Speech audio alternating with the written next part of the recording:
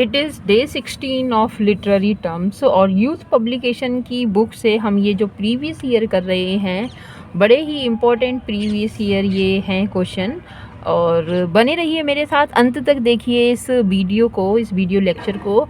और देखिए यहाँ पर और क्या लिखा है कि a long lyric poem serious in subject matter, elevated in style, elaborate in stanzaic structure. और वो क्या है, पर ये कैसी है, लॉन्ग है लिरिक पोइम, तो क्या होगी, एलिजी होगी या ऑड होगा या लिरिक होगा या ड्रामेटिक मोनोलॉग होगा। अब यहाँ बल्लड नहीं दिया हुआ, अगर बल्लड दिया होता और स्टोरी दिया होता तो फिर वो हो जाता, पर यहाँ पे क्या है, आंसर हमारा ओड है। एक लिरिक पोइम है और ओड में क्या होता है, एक सीरियस सब्जेक्ट मैटर होता है। जैसे कि आप वर्ड्सवर्थ का ode on intimation of immortality ode जो है, उसे आप देख लीजिए कि उसने जो आत्मा है, स्पिरिट है, उसकी बात की है। सब्जेक्ट मैटर उसका सीरियस है, कोई हंसी मजाक वगैरह नहीं है। स्टेंजाइक फॉर्म में वो उसका स्ट्रक्चर होता है, तो ये है ओड, इसको हम ओड कहेंगे, ठीक है। और ड्रामेटिक मोनोलॉग वो नहीं है। नेक्स्ट अब हम इसका समरी देखते हैं, बड़ा अच्छा यहाँ पूरा डिटेल में लिखा है इसमें। तो यूथ पब्लिकेशन का ये जो बुक है ना, इसका एक फ़ायदा तो यही है, क्वेश्चन को एक्सप्लेन बड़ी अच्छी तरह से किया है ना। The above description is that of ode, तो ये जो डिस्क्रिप्शन है ओड के बारे में, which is long lyric poem, जो कि लॉन्ग लंबी लिरिक पोइम है, mean to be sung having a serious subject matter, जो कि गाई जाती है किसी सब्जेक्ट सीरियस सब्जेक्ट मैटर पर। एलेजी इज सैड पोइम, और जबकि एलेजी तो सैड पोइम है, दुख से भरी हुई पोइम है। एक्सप्रेस सॉरो, दुख को एक्सप्रेस करती है। फॉर समवन डेड, उस पर जो कि कोई जो डेथ हो गया है, मर गया है। लिरिक एक्सप्रेस पर्सनल इमोशन, अब लिरिक दुख है, सुख है, ग्रीफ है, लव है, प्यार है, घृणा है, इसके बहुत सारे क्या कहते हैं इमोशन हो सकते हैं जो भी ह्यूमन टेंडेंसी नेचर में होते हैं। तो वो किसी एक क्या कहते हैं जो नेचर है उसको वो वहाँ पे इमोशन, उस एक इमोशन को क्या कहेगी, उसे एक्सप्रेस करेगी। Accompanied by a musical instrument, lyre. Lyric lyre पे बजता है भाई, गिटार आपने देखा होगा, और गिटार की जैसा ही एक म्यूजिकल इंस्ट्रूमेंट है और उस तरह की आवाज़ आती है उसमें। A dramatic monologue is a long excerpt in a play, और जो ड्रामेटिक मोनोलॉग है, एक्सेप्ट खंड होता है किसी प्ले में और पोइम में, स्टोरी में, डेट रिवील्स, जो रिवील करता है करेक्टर के थॉट्स को एंड फीलिंग्स को, ये ड्रामेटिक मोनोलॉग है। अब ये dramatic monologue, psychological novel, interior monologue, dramatic monologue, stream of consciousness, sorry dramatic monologue तो अलग हो गया, इंटीरियर मोनोलॉग या स्ट्रीम ऑफ कॉन्शियसनेस ये एक ही है, जो कि साइकोलॉजिकल जो वर्क हैं, नॉवेल हैं, उनमें पाया जाता है। ड्रामेटिक मोनोलॉग इससे थोड़ा हटके ये प्ले या स्टोरी वगैरह में हमें देखने को मिलता है ना। और इस पर एक लेक्चर भी है, आप चाहें तो देख सकते हैं। और आगे लिखा है कि which of the following is a medieval form, ठीक है, मीडिएबल फॉर्म है भाई, अ शॉर्ट कॉमिक और सैटरिक टेल, एक छोटी कॉमिक और सैटरिक टेल है, कहानी है इन वर्स में, पोइम के रूप में, डीलिंग रास्टिकली विद मिडिल क्लास की जो स्टोरी है उसके साथ, लोअर क्लास की करेक्टर्स उसमें हैं, डिलाइटेड एंड रिवॉल्ड एंड ऑब्सीन, और उसमें डिलाइट की गई है, भरी हुई है क्या, रिवॉल्ड और ऑब्सीन, भद्र जो है क्या कहते हैं, मतलब अच्छी बातें नहीं, बुरी बातें, तो बुरी बातें से मतलब मेरा मीन्स डर्टी और फिल्दी सीन यहाँ पर हैं। तो वो क्या है, बल्लड है, पैरेबल है, फेबल है या फेबल्यूआ है। तो ये बल्लड नहीं है भाई, है ना, बल्लड एक स्टोरी होती है और सटायर वगैरह तो इसमें नहीं। हाँ, वो मीडिएबल हो सकती है, पैरेबल और फेबल भी। फेबल क्या है, एनिमल्स की स्टोरी है, और पैरेबल बाइबल की स्टोरी है, मिडिएबल फॉर्म में है ये, मतलब उस क्लास की है, उस टाइम पीरियड की है। पर फेबल्यूआ ये क्या है, एक शॉर्ट कॉमिक और सैटारिक टेल होती है, वर्स में है, ये पोएम के फॉर्म में है, छंद वगैरह में, डीलिंग विद मिडिल क्लास और लोअर क्लास कैरेक्टर, और डिलाइटेड इन द रिवॉल्ड और ऑब्सीन। तो इसलिए ऑप्शन नंबर सॉरी, तो ये एक वर्स फॉर्म में है और जो डील करती है मिडिल क्लास की या लोअर क्लास के कैरेक्टर्स को, ये क्या है, ये फेबुला है। नेक्स्ट हमारा क्वेश्चन है कि language in which seems smooth pleasant and musical to the ear is termed as. तो जो लैंग्वेज कैसी है, जो सीम्स स्मूथ मतलब बड़ी स्मूथ है, वही फ्लैश है, प्लीजेंट खुशी से भरी है, म्यूज़िकल है, वो लैंग्वेज जो हमारी ईयर्स को अच्छी लगती है, वो क्या है? यूफोनी, मेलोडी, कैकोफोनी, हार्मनी। कैकोफोनी कर्कश आवाज़ है, बुरी आवाज़ है, और यूफोनी अच्छी आवाज़ है, मेलोडी भी अच्छी आवाज़ है, और ये टर्म चेंज मतलब दूसरा हो जाएगा। तो इस म्यूज़िक के लिए, ऐसी आवाज़ के लिए पर्टिकुलर यूफोनी की हम बात करते हैं। कैकोफोनी, यूफोनी है ना, कैलीग्राफी और कैलीफोनी, यूफोनी। तो language that is smooth pleasant and musical to ear is euphony. तो वो कैसी आवाज़ होती है? यूफोनी होती है वो। Standard sonnet in a poem of dash line. तो स्टैंडर्ड सोनेट जो है 14 लाइन की है ना, शेक्सपियर ने 14 लाइन के सोनेट्स लिखे हैं। और a standard sonnet is a poem of 14 line और 3 क्वार्टरेन उसमें और 1 कपलेट उसमें होता है। और जबकि ये मत भूलिए, हमने कई बार ये क्वेश्चन डिस्कस कर लिया है कि जीएम हॉपकिंस उनकी जो पोइम सोनेट हैं 10 या 11 लाइन के भी होते हैं। नेक्स्ट क्वेश्चन है लिरिकल पोइट्री। तो लिरिकल पोइट्री रेफ़र करती है, किस बात को रेफ़र करती है? और lightest and shortest form of narrative poetry, और short poems written in rapid and regular metre, fit to be sung or recite. तो लिरिकल ले जिसमें है lightest shortest form of narrative. अब ये लिरिक छोटा भी हो सकता है, बड़ा भी हो सकता है। लिखा है कि शॉर्ट पोइम है, रिटन इन रैपिड और रेगुलर पैटर्न पर लिखी गई है, fit to be sung or recite करने के लिए, गाने के लिए। या poems dealing with one great complex action in lofty style and fullness of detail, या ओनली डिस्क्रिप्टिव पोइट्री। तो इसका आंसर हमारा होगा क्या? शॉर्ट पोइम होती है, रैपिड और इरेगुलर पैटर्न पर मीटर में लिखी जाती है, फ्री वर्ड्स वगैरह इसमें होते हैं। तो हमारा ऑप्शन नंबर बी जो है वो करेक्ट हो जाएगा कि a lyric is a short poem written in rapid and regular metre, fit to be sung or recite. जबकि ballad is the lightest and shortest form of narrative poetry. Epic is long poem dealing with one great complex fiction action in lofty style and detail. A ballad is a, तो एक ballad है, क्या है? A short poem narrating a tale, एक story को तो बताती है। हाँ, poem written in somebody's death नहीं, एलिजी नहीं है। प्रेयर सॉन्ग, सॉन्ग नहीं, स्टोरी है।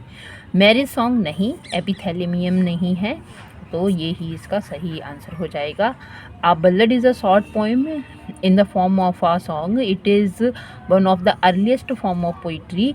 It is divided short stanza narrating popular story, और नरेट करती है पॉपुलर स्टोरीज़ हैं।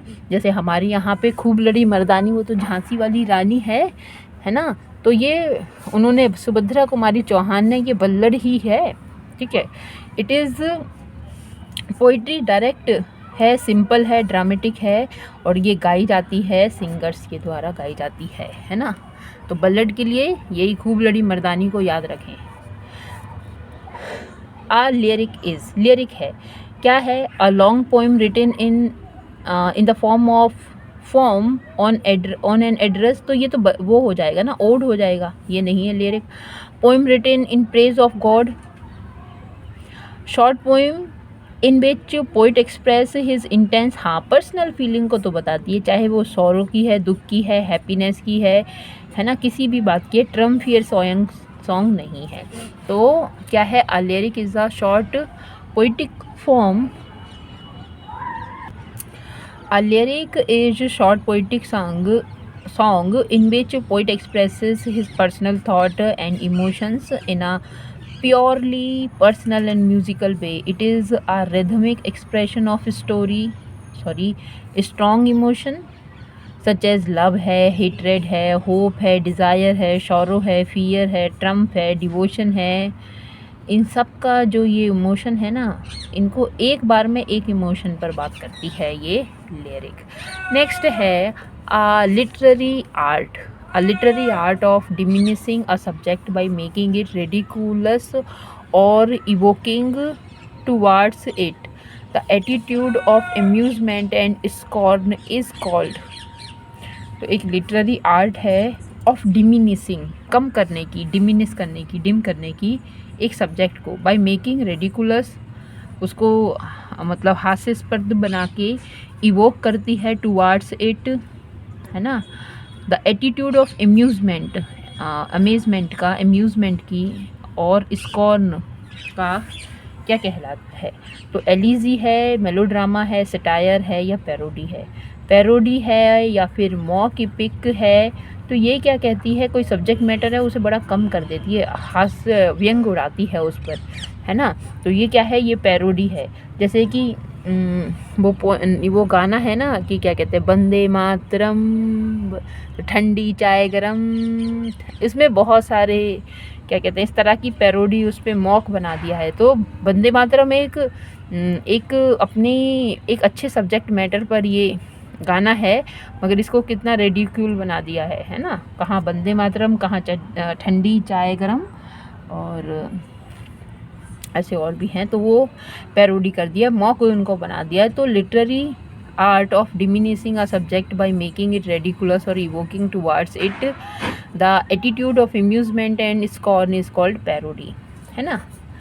N iambic pentameter line contains 5। Iambic में पेंटा है ना तो 5 होगा, पेंटामीटर है तो 5 होगा। एम्बिक का मतलब है एक अनस्ट्रेस और दूसरा स्ट्रेस, 2 सिलेबल का होता है आयम्बिक, एक में अनस्ट्रेस होता है और दूसरे में स्ट्रेस। नेक्स्ट क्वेश्चन है a long poem telling the story of the leader of the whole community written in a narrative form and lofty style is called drama, epic, short story, या फिर lyric. ठीक है, तो story बताएगा, lyric तो कोई story नहीं बताती, एक इमोशन को बताती है ना। और ये क्या है, लॉन्ग पोइम है जो कि स्टोरी बताती है किसी लीडर की और किसी बहुत बड़ी कम्युनिटी का जो लीडर है। तो ऐसा तो है ना एपिक में होता है, जैसे आप देख लीजिए राम जी को देख लीजिए, है ना। तो ये तो क्या है, ये एपिक है। तो an epic is a long narrative poem on a great and serious subject related in an elevated style, है ना, एक वर्णात्मक, एक अच्छी स्टाइल, सबलाइम स्टाइल पर लिखी होती है। And centred on a heroic and quasi divine figure. Heroic deeds, हम उन डीड्स को कहते हैं, कार्य को कहते हैं जो कि जिसमें वीरता और ब्रेवरिटी वगैरह छुपी है ना। और on whose action depends on the fate of a tribe, और जो उसके एक्शन जो हैं, तो जो ट्राइब समुदाय है उसके भाग्य, उसके एक्शन उसके भाग्य बनाते हैं या बिगाड़ देते हैं। A nation of a human race, the nation of human race, है ना। तो वो जो उस नेशन की, उस राष्ट्र की जो मानवीय रेस है, प्रजाति हैं। नेक्स्ट है who define tragedy in the following manner. Tragedy is an imitation of an action that is serious, complete and certain magnitude. तो ये किसने ये बात कही है, तो देखिए ये बात जो कही है ना, ये किसने कही है, तो एरिस्टोटल ने अपनी पोइटिक्स में इस बात को कहा है। तो इस बात को तो याद रखिए, ये है एरिस्टोटल इसका आंसर। तो Aristotle define tragedy as an imitation of an action जो कि सीरियस है, कंप्लीट है, एंड अ सर्टेन मैग्नीट्यूड के हैं। और सर्टेन मैग्नीट्यूड नहीं होगा तो फिर वो क्या हो जाएंगे, इपिक हो जाएंगे। In a language beautified different parts with different kinds of embellishment. अलग अलग एम्बेलिशमेंट को मतलब डिफाइन करती है, डिफरेंट काइंड ऑफ एम्बेलिशमेंट उसमें होते हैं। Through action and not narration, narration के द्वारा नहीं, एक्शन के द्वारा। Through scene of pity and fear bringing about the catharsis and these emotions. तो ये एरिस्टोटल ने ये बात ट्रेजेडी के लिए कही है। Choose the right meaning of the word effeminate, है ना, फ्रॉम द फॉलोइंग। तो इफिमिनेट का मतलब क्या है? इफिमिनेट फेमिनेट इसमें है, स्त्रियों जैसा व्यवहार करने वाला जो पर्सन होता है उसको कहते हैं। तो a man who is voluminous in his habit, हाँ ये बात तो सही है। A man who is devoted welfare, तो फिर वो इफिमिनेट नहीं होगा, फिर तो वो गाइनो फिलन क्या है वो, हाँ उसे तो फेमिनिस्ट कहेंगे फिर। A man who amuses himself by the love making, a man who is prone to find fault with, नहीं ये तीनों नहीं है, हमारा ये वाला करेक्ट है। Effeminate is an adjective that means having unsuitable feminine qualities. It is used to describe a man or boy with characteristics that are more often associated with females. तो जिनकी जो क्वालिटीज़ हैं, करेक्टरिस्टिक हैं, associate होती हैं ज़्यादातर किसे, mail females के साथ, किसकी, मेल की। The type of fiction who setting is in medieval period, ठीक है, मीडिएवल पीरियड में जिनकी सेटिंग है, ऑफन इन ग्लूमी कैसल, ओ भाई डार्क कैसल में है, राजमहल में है, रिप्लीट विद डंजन्स, डंजन काल कोठरी होती है, subterranean passage, and use of ghost और मिस्ट्री, तो भाई ये तो गॉथिक नोवेल हो जाएंगी, डरावनी नोवेल होती है। पिकारेस्क कोई रग डुस्ट, और ऐसे सोसाइटी के जो हीरो होते हैं उसमें जैसे मार्जिनल पर हैं, और वो चोर उचक्का आवारा। एपिस्टलरी तो नोवेल लेटर्स के फॉर्म में होती है, हिस्टोरी तो हिस्ट्री को बताएगी, और ये है गॉथिक नोवेल। और the term originally referred to the Goths, और ये क्या था, जर्मन ट्राइब था। और the term gothic has also been extended to denote a type of fiction which lacks the medieval setting but develops a brooding atmosphere of gloom and terror,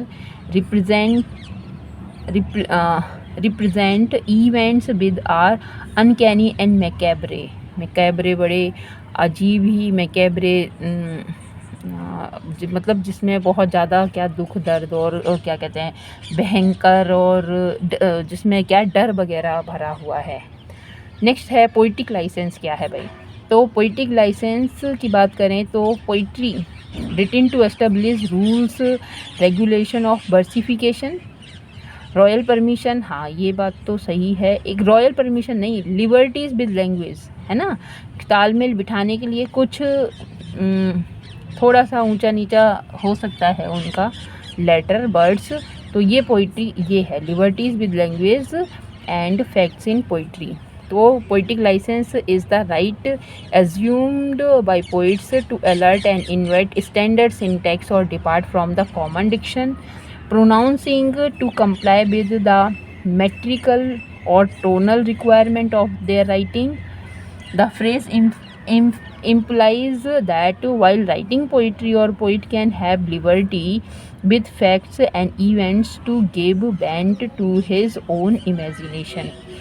ठीक है, next हमारा question है कि the unbroken flow of thought and awareness the wakening mind is called. ठीक है, तो ये क्या है, स्ट्रीम ऑफ कॉन्शियसनेस। हाँ स्ट्रीम ऑफ कॉन्शियसनेस तो है, जहाँ पे अवेयरनेस होता है हमारा माइंड, थॉट की वो चल रहे होते हैं, धारा प्रवाह, अनब्रोकन फ्लो होता है थॉट्स का, वो स्ट्रीम ऑफ कॉन्शियसनेस में है। इंटीरियर मोनोलॉग इसे आप कह सकते हैं। इपिफैनी, नेगेटिव क्वालिटी, ये सब नहीं है, ये दोनों T.S. एलियट ने दिए हैं हालांकि। तो स्ट्रीम ऑफ कॉन्शियसनेस की बात है इसमें लिखा है, stream of consciousness is narrative device that attempts to give the written equivalent of the character's thought process either in a loose interior monologue, जो इधर उधर हुए उनके मतलब जो अनमैच क्या कहते हैं इंटीरियर मोनोलॉग हैं, इन कनेक्शंस टू हिज और हर एक्शंस, उनके जो कनेक्शन है उनके एक्शन कार्य वगैरह में।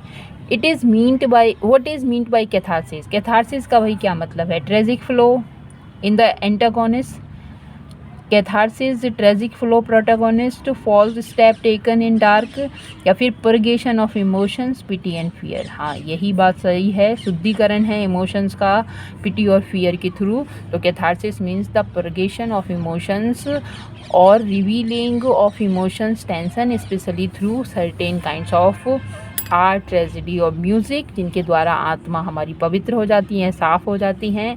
डिस्टोपियन इम्प्लाई करता है किसको? प्लीजेंट इमेजनरी को, यूटोपिया है। अनप्लीजेंट रियल वर्ल्ड को, रियल वर्ल्ड नहीं इमेजनरी होता है, तो प्लीजेंट रियल वर्ल्ड को ये यूटोपिया नहीं, ये नहीं, तो अनप्लीजेंट इमेजनरी वर्ल्ड जो है डिस्टोपिया है। जिस तरह से जो प्लीजेंट इमेजनरी वर्ल्ड यूटोपिया है, तो अनप्लीजेंट इमेजनरी वर्ल्ड जो है वो डिस्टोपिया है। तो dystopia implies unpleasant imaginary world, it is associated characteristic by human misery, squalor, operation, दबाव है ना, आक्रमण वगैरह, डिसीज और overcrowding. Who is the father of the term objective correlative? Objective correlative, तो जो शेक्सपियर का वर्क है अथेलो, टी.एस. इलियट ने उसको ऑब्जेक्टिव कोरिलेटिव के पॉइंट ऑफ व्यू से सक्सेसफुल माना है, जबकि हैमलेट को नहीं माना है। और ये टीजीटी 2001 में ये क्वेश्चन पूछा गया है, ऑब्जेक्टिव कोरिलेटिव नेगेटिव, ये किसने दिया है? ये टी.एस. इलियट ने दिया है। तो objective correlative is a term coined by T S. Eliot in his essay on Hamlet. He explain it as a set of object, a situation, a chain of events which shall be the formula of that particular emotion, such that when the external fact which must terminate in sensory experience are given to emotion is immediately evoked। तो वो चैन क्या कहते हैं, chain of यहाँ पे fact है, तो वो चैन ऑफ इवेंट्स है, ये एक के बाद एक जो एक्शन आते हैं उनकी इवेंट्स है, जिसको वो जो फॉर्मुलेट करती है किसी पर्टिकुलर इमोशन को। अगर बहुत मतलब क्या है, अंधेरा है, डर, मतलब बिल्ली वगैरह रो रही है, कुत्ते भौंक रहे हैं, है ना, तो और तो फिर क्या होगा, अपने आप ही माइंड में एक वो आ जाएगा, एक इमोशन, डर वाला इमोशन अपने आप ही क्या हो जाएगा, क्रिएट हो जाएगा। तो ये है कहने का मतलब इनका। आगे देखते हैं क्वेश्चन हम कि what is the theme of proletarian novel. तो प्रोलिटेरियन नोवेल की क्या थीम होती है कि एरिस्टोक्रेटिक क्लास से होता है, वॉरियर का होता है, मिडिल क्लास से होता है, या वर्किंग क्लास से होता है। तो प्रोलिटेरियन नोवेल जो है ये वर्किंग क्लास से है। तो प्रोलिटेरियन literature refers here to the literature created by working class writers mainly for the class conscious proletarian। the proletarian are citizens of the working class। तो जो वर्किंग क्लास है, middle class के हैं, मेहनत मजदूरी करने वाले हैं, है ना, उनकी बात करता है। It is written by workers mainly, और लिखा जाता है वर्कर्स के द्वारा, फॉर अदर वर्कर्स, दूसरे वर्कर्स के लिए। दिस नॉवेल में comment on political event system, event system होगा, है ना, ऑड और या इवन, ऑड सिस्टम होना चाहिए, political system and theories, and is frequently seen as an instrument to promote social reform or political revolution among the working class। Next हमारा last question है कि a character which remains almost unchanged throughout the story. तो वो क्या है, वो फिर flat character होता है, जो चेंज नहीं हो रहा वो फ्लैट करेक्टर है, जिसमें बहुत ऊर्जा वगैरह ये एनर्जी दिखाई जाती है, वो डायनेमिक करेक्टर है, और ये हीरो में होता है।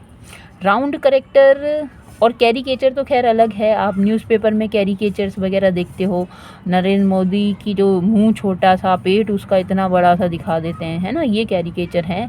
और राउंड करेक्टर अलग हैं, राउंड करेक्टर भी जिनमें बहुत सारे उनके एक्शन का रिएक्शन बहुत दिखाई देता है। तो राउंड करेक्टर 2 और 3 डायमेंशंस के यहाँ पे दिखाई देते हैं ये। तो आज के लिए इतना ही, होप करती हूँ कि आपको बहुत अच्छा लगा होगा, समझ में भी आया होगा। कंटिन्यू इस सीरीज़ को करते हुए यहाँ पर पॉज कर रही हूँ, और थैंक्स फॉर वॉचिंग इट।